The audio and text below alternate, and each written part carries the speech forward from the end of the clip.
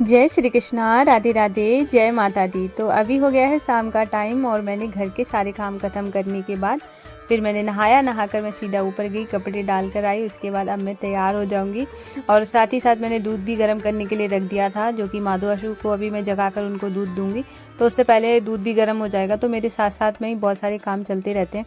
तो यहाँ पर मैं तैयार हो गई हूँ और जैसा कि आज मैंने सुबह में, आज छठा नवरात्रि है और आज मैंने रेड साड़ी पहनी थी, तो मैंने सोचा चलो शाम में भी रेड कुर्ती पहन लेती हूँ।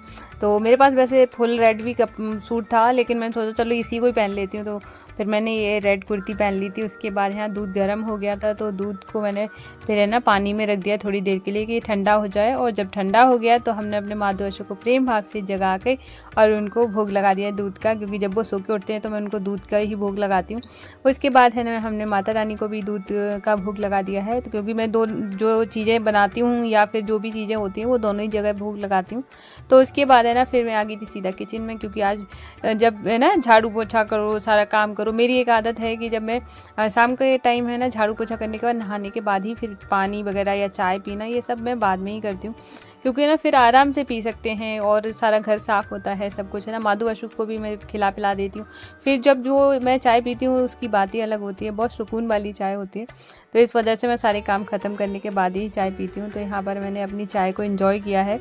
और व्रत है तो बेड वगैरह पे तो बैठती नहीं हूँ, चाय वगैरह कुछ भी खाती पीती नहीं हूँ, और सोफे पे बैठ जाती हूँ, ज़मीन पे बैठ के पी लेती हूँ, ऐसे पी लेती हूँ। तो यहाँ पे मैंने चाय पीने के बाद है ना सारे बर्तन जो चाय के थे वो सारे धुल दिए थे। तो बारी थी अब पूजा के बर्तन धोने की।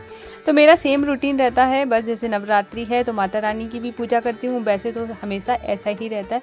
बस नहाती नहीं हूँ दोनों टाइम, लेकिन नवरात्रि के टाइम दोनों टाइम नहा रही हूँ। तो पूजा के बर्तन को धुल के मैंने अच्छे से पोंछ लिया है। अगर पोंछ लो ना तो जो बर्तनों में ना थोड़ा सा, चाहे जितने भी आप चमकाना, लेकिन अगर आपने पोंछे नहीं ना, जो ये वाले पीतल के जो बर्तन होते हैं, तो बहुत बुरे निशान छोड़ जाते हैं। इस वजह से मैं पोंछ कर ही रखती हूँ। सुबह शाम पूजा करने से पहले बर्तनों को अच्छे से साफ़ करके, मंदिर को अच्छे से साफ़ करके फिर मैं करती हूँ दिया बाती। तो यहाँ पे हमने माता रानी की जोत जला ली है और इसके बाद अभी हम पूजा करेंगे।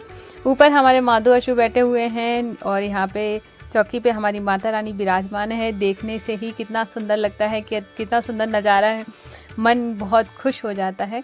घर की पूजा पाठ हो गई थी तो फिर बाहर आ गई थी, तो दरवाजे पे दिया रखा है।